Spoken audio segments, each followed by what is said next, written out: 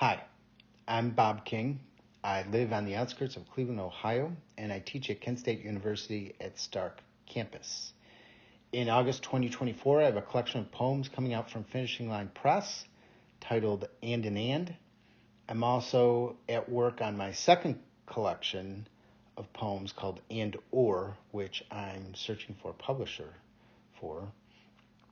Both collections embrace, a lot of the poems in there embrace the use of the ampersand, this little hieroglyph that traces back to 1st century Rome, that serves as this catalyst and catapult for how my brain works, certainly influenced by the Surrealists, the New York School, and many others. Everything is grist for the mill, right? As Rothko and many others smarter than me have said. This poem embraces the ampersand, but also tells the story of a time I was pulled over by a police officer for not stopping at a stop sign long enough. And as I sat there, he explained to me that, yes, in fact, I stopped. I just didn't stop long enough. And he misspoke as he was explaining the law, and I decided I interrupted him and corrected his grammar. I do not suggest you do that. One more thing before I read the poem. Thank you to Andrew and the entire staff at RABBLE Review. I'm very excited and grateful to be included in issue number 7. And for more information about me, please check out my website at bobking.org. Here is the archaeology of the ampersand.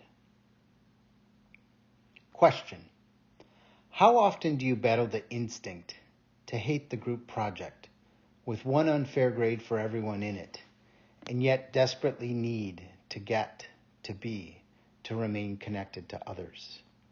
The conflict of belonging, but belonging on your own terms.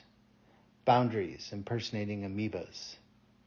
It turns out that on those job skills, profile, and value assessment personality tests, I'm a 0% match for military service. And I've only been tossed in the back of 2 cop cars, once for questioning the officer's color spectrum perception as we both gazed up at the traffic light, and once for correcting the dude's grammar. Listen, buddy, if you're going to hold me to the bullshit stop at a stop sign for 3 full seconds law, well then Dreyer's English, an utterly correct guide to clarity and style, would like a word.